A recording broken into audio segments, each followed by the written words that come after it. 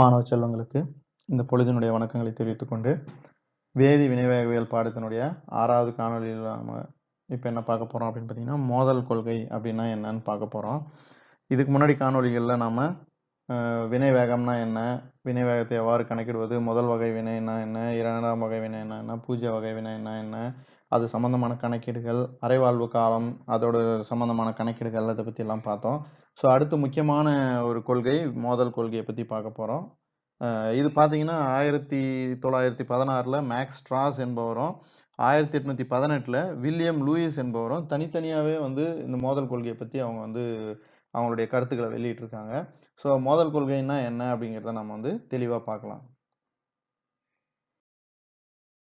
So மோதல் கொள்கை அப்படின்றது பார்த்தீங்கன்னா இது வந்து ஒரு வாயு மூலக்கூறுகளுடைய வினைப்படும் தன்மையை பற்றி பேசக்கூடிய ஒரு கொள்கை. ஸோ இந்த கொள்கை பிரகாரம் வாயு மூலக்கூறுகள் வந்து இயக்கவியல் கொள்கையை அடிப்படையாக கொண்டது. ஏன்னா வாயு மூலக்கூறுகள் பார்த்தீங்கன்னா ஒரு இடத்துல இருந்து இன்னொரு இடத்துக்கு தொடர்ந்து நகர்ந்துகிட்டே இருக்கும். ஸோ ஒன்னோட ஒன்று மோதுவதற்கான வாய்ப்புகள் ரொம்ப ரொம்ப ரொம்ப அதிகம். ஸோ இந்த கொள்கையின் பிரகாரம் வினைப்படு பொருட்கள் பார்த்தீங்கன்னா ஒன்றுக்கொன்று மோதல் நிகழ்ந்து வேதிவினை வந்து நிகழுது. ஸோ அதனால வினைப்படு பொருள் விளைபொருளாக மாற்றப்படுகிறது அப்படிங்கிறத வந்து நம்ம வந்து புரிஞ்சுக்கலாம் இந்த கொள்கை மூலயமா. ஸோ அவங்க ஒரு எடுத்துக்காட்டு கூட கொடுத்துருக்காங்க. ஜெனரல் ரியாக்ஷன் A2 B2 அப்படிங்கிற வினைப்படு பொருள் வாயு நிலைமையில் இருக்குது. இது வினைப்பட்டு பார்த்தீங்கன்னா 2AB அப்படிங்கிற ஒரு மூலக்கூறை வாயு நிலைமையில உருவாக்கியிருக்கு. ஸோ இந்த A2 B2 ஆகிய மூலக்கூறுகள் வந்து பார்த்தீங்கன்னா மோதல் காரணமாக வினை நிகழ்றதா நம்ம கருதுறோம். ஸோ அப்படி வினை நிகழும் போது அந்த வினையின் வேகம் எப்படி இருக்கும் அப்படின்னு பார்த்தீங்கன்னா ஒரு வினாடியில அந்த மூலக்கூறுகளுக்கு இடையே நடைபெறக்கூடிய மோதல்களுடைய எண்ணிக்கைக்கு நேர் விகிதத்தில் இருக்கும் அப்படின்னு சொல்றாங்க. ஸோ இங்க ஒரு டெஃபினேஷனே நமக்கு புக்ல கொடுத்துருக்காங்க, நீங்க பாத்தீங்கன்னா தெரியும். ஸோ வினை வேகம் அப்படிங்கிறது எதுக்கு நேர் விகிதத்தில் இருக்கு அப்படின்னு பாத்தீங்கன்னா 1 லிட்டர் கன அளவுல ஒரு வினாடியில மோதலுறும் மூலக்கூறுகளின் எண்ணிக்கைக்கு நேர் விகிதத்தில் இருக்கும் அப்படின்னு சொல்றாங்க. ஸோ வினை வேகம் எதுக்கு நேர் விகிதத்தில் இருக்கும் அப்படின்னு பாத்தீங்கன்னா 1 லிட்டர்ல ஒரு வினாடியில மோதலுறும் மூலக்கூறுகளுடைய எண்ணிக்கைக்கு. ஸோ எவ்வளவு மூலக்கூறுகள் மோதிக்குதோ அதோடைய எண்ணிக்கைக்கு, அதுவும் ஒரு வினாடியில மோதக்கூடிய மூலக்கூறுகளுடைய எண்ணிக்கைக்கு நேர் விகிதத்தில் இருக்கு அப்படின்னு சொல்றாங்க. ஸோ மோதலுடைய எண்ணிக்கைன்னு பார்க்கும்போது A2 B2 அப்படிங்கிற இந்த வினைப்படு பொருளுடைய செறிவுகள் அதிகரிச்சா மோதக்கூடிய மோதல்களுடைய எண்ணிக்கையும் அதிகரிக்கும். ஸோ இந்த மூலக்கூறுகளுடைய வினைப்படும் மூலக்கூறுகளுடைய எண்ணிக்கை குறைஞ்சா மோதல்களுடைய எண்ணிக்கையும் குறையும். மோதல் கொள்கையின்படி வினைவேகம் என்பது 1 லிட்டர் கன அளவில் ஒரு வினாடியில் மோதலுறும் மூலக்கூறுகளின் எண்ணிக்கைக்கு நேர் விகிதத்தில் இருக்கும் அப்படின்னு பார்த்தோம். ஸோ இந்த ஒரு வினாடியில ஒரு கன அளவு 1 லிட்டர் கன அளவுல மோதலுறும் மூலக்கூறுடைய எண்ணிக்கை வந்து மோதல் வீதம்னு சொல்றோம். ஸோ அதை எப்படி எழுதலாம் அப்படின்னு பார்த்தீங்கன்னா மோதல் வீதம் A2 B2ங்கிற வினைப்படு பொருளுடைய செறிவுக்கு நேர் விகிதத்தில் இருக்கும் அப்படின்னு பார்க்குறோம். ஸோ இந்த செறிவு அதிகரிச்சா மோதல் வீதமும் அதிகமாக இருக்கும், செறிவு குறைஞ்சா மோதல் வீதமும் குறையும். ஸோ அதை சமன்படுத்துறதுக்காக ஜெட்டுங்கிற ஒரு மாறிலியை சேர்த்துருக்கோம். ஸோ மோதல் வீதம் ஈக்குவல் டு Z இன்டு A2வினுடைய செறிவு இன்டு B2வினுடைய செறிவு. ஸோ இந்த மோதல் வீதத்தை வந்து இயக்கவியல் கொள்கைப்படி நம்ம கணக்கிட முடியும்னு நம்ம ஏற்கனவே பார்த்தோம்.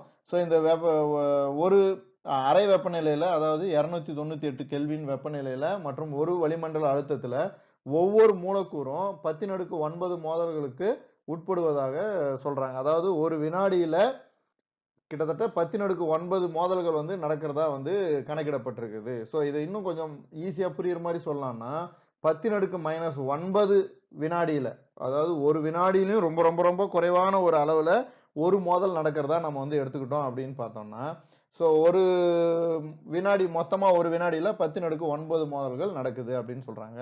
ஸோ எல்லா மோதல்களுமே விளைபொருளை உருவாக்கிடும் அப்படின்னு எடுத்துக்கிட்டோம்னா 10⁻⁹ வினாடியிலே வந்து வினை வந்து முற்று பெற்றிருக்கணும். ஆனா பிராக்டிக்கலா நம்ம பார்க்கிறோம், நிறைய வினைகள் ஒவ்வொரு வினையும் அதற்கான குறிப்பிட்ட நேரத்தை எடுத்துக்கிறத நம்ம பார்க்கிறோம். ஸோ இதுல இருந்து நம்ம என்ன தெரிஞ்சுக்கிறோம் அப்படின்னா மோதலில் ஈடுபடக்கூடிய அனைத்து மோதல்களுமே, அதாவது மூலக்கூறுகள் மோதிக்கொள்கிற அனைத்து மோதல்களுமே வினை விளைபொருளை உருவாக்குவது இல்லை. ஸோ அப்போ குறிப்பிட்ட மோதல்கள் மட்டுமே விளைபொருளை உருவாக்குது அப்படின்னா அந்த மோதல்களுக்கு, அந்த மோதக்கூடிய மூலக்கூறுகளுக்கு ஒரு குறிப்பிட்ட அளவு குறைந்தபட்ச ஆற்றலை பெற்றிருக்குது அப்படின்னு சொல்றாங்க. ஸோ அந்த ஆற்றலை தான் என்னன்னு சொல்றாங்க அப்படின்னு பார்த்தீங்கன்னா கிளர்வு ஆற்றல்னு சொல்றாங்க. நல்லா புரிஞ்சுக்கோங்க. இப்போ நம்ம என்ன பார்த்தோம் அப்படின்னா 10⁻⁹ வினாடியில ஒரு மோதல் நடக்குது அப்படின்னு எடுத்துக்கிட்டோம்னா 10⁻⁹ வினாடியிலே மொத்த வினையும் முற்று பெற்று இருக்கணும். ஆனா அப்படி நடக்கல. சோ இதுல இருந்து நமக்கு என்ன தெரியுதுன்னா அனைத்து மோதல்களுமே விளைபொருளை உருவாக்குவதில்லை. சோ மோதல்கள் மூலியமா தான் விளைபொருளை உருவாக்குது. வினை விளைபொருள் வினை வினைப்பொருளானது வினை விளைபொருளாக மாற்றமடைகிறது அப்படின்னு பார்த்தோம். ஆனா இந்த வினை வந்து இப்ப ஒரே மாதிரியான 10⁻⁹ வினாடியில வினை வந்து அனைத்து வினைகளும் முற்று பெறதில்ல. சோ இதுல இருந்து நம்ம என்ன தெரிஞ்சுக்கிறோம்னா அனைத்து மோதல்களுமே வினைபடு பொருட்களை வினை விளை பொருட்களாக மாற்றமடைய செய்வது இல்லை.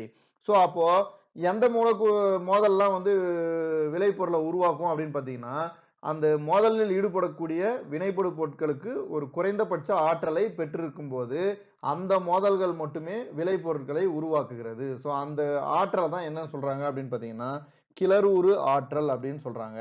சோ இந்த கிளர்வுறு ஆற்றலை விட குறைவான ஆற்றலை கொண்டுள்ள மூலக்கூறுகளுக்கு இடையே ஏற்படக்கூடிய மோதல்கள் எந்த விதமான மாற்றத்தையும் உருவாக்குறது இல்ல. அதாவது விளைபொருளை உருவாக்குவது இல்லை.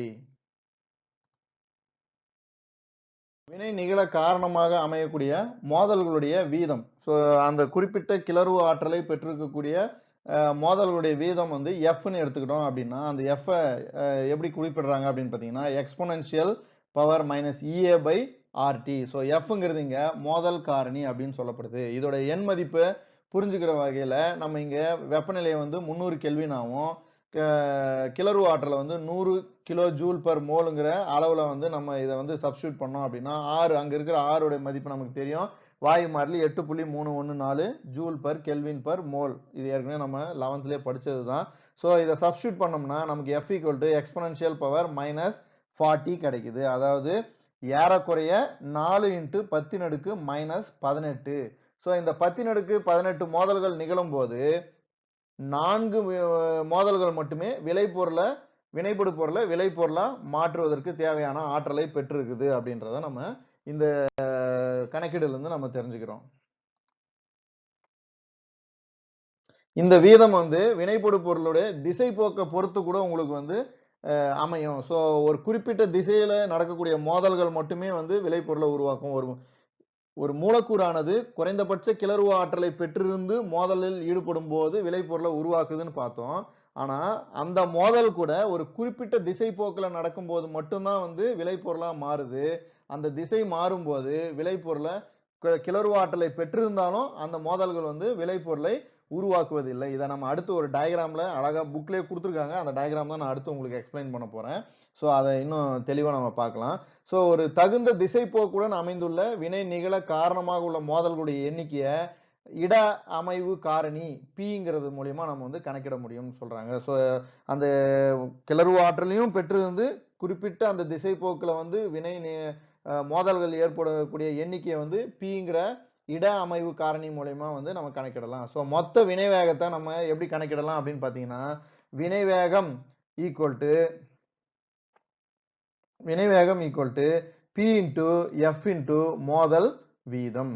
So P into F into மோதல் வீதம். பிங்கிறது இங்க என்ன அப்படின்னு பாத்தீங்கன்னா இட அமைவு காரணி. எஃப்ங்கிறது பாத்தீங்கன்னா மோதல் வீதம். சரி E power exponential power minus E A by RT. So அப்போ இந்த சப்ஸ்டியூஷன் இந்த மதிப்பெல்லாம் நம்ம சப்ஸ்டியூட் பண்ணோம்னா வினை வேகம் என்ன ஆகும் அப்படின்னு பார்த்தீங்கன்னா P into E power minus E A by RT into மோதல் வீதம் வந்து ஜெட் இன்டூ ஏடியினுடைய செறிவு இன்டூ பி டூவினுடைய செறிவு. ஸோ வினைவேக விதியின்படி வினைவேகத்தை நம்ம எப்படி கணக்கிடலாம்னு பார்த்தீங்கன்னா K into A two into B டூவினுடைய செறிவு. இங்க ஏ டூ பி டூ அதுல இருக்கு. ஸோ அப்போ கேவோட மதிப்பு என்னவா இருக்கும்னு பார்த்தீங்கன்னா P into E power minus E A by RT into Z. So அப்போ வினைவேக மாறிலி கேவை இந்த ரெண்டு சமன்பாட்டையும் வச்சு ஒப்பிட்டு பார்க்கும்போது ஈஸியா நம்ம கணக்கிடக்கூடிய நம்ம ஒரு ஃபார்முலாவை கொண்டு வந்திருக்கோம். K equal to P into Z into E power minus E A by RT. இஏங்கிறது வந்து இங்க கிளர்வுறு ஆற்றல், ஜெட்ங்கிறது இங்க ஒரு மாறிலி, பிங்கிறது வந்து பாத்தீங்கன்னா இட அமைவு காரணி அப்படின்னு சொல்றாங்க. சோ இந்த மோதல் கொள்கையில அந்த திசை போக்கு நம்ம பார்த்தோம் இல்லையா. சோ இந்த டயக்ராம் பாருங்க, நமக்கு புத்தகத்துல கொடுத்துருக்கிற டயக்ராம் தான். இந்த வினைபடு பொருட்கள் பார்க்கும்போது ஏஏ பிபி இந்த டைரக்ஷன்ல உங்களுக்கு ஒன்னோடு ஒண்ணு மோதல் நிகழும் போது கிளர்வுறு ஆற்றலும் பெற்றிருந்து இந்த திசை போக்குல மோதல்கள் நிகழும் போது வினை நிகழ்ந்து ஏபி ஏபிங்கிற விளைபொருளா மாறுது. அதுவே இந்த மாதிரி திசைப்போக்குல மூலக்கூறுகள் ஒன்னோடு ஒண்ணு மோதும்போது கிளர்வுரு ஆற்றலை பெற்றிருந்தாலும் உங்களுக்கு விளைபொருளான ஏபிஏபியை உருவாக்குவது இல்லை. சோ குறிப்பிட்ட திசைப்போக்குல மோதல்கள் நடைபெறும் போது மட்டும்தான் வந்து உங்களுக்கு வினைப்படு பொருட்கள் விளை பொருட்களாக மாற்றம் அடைகிறது.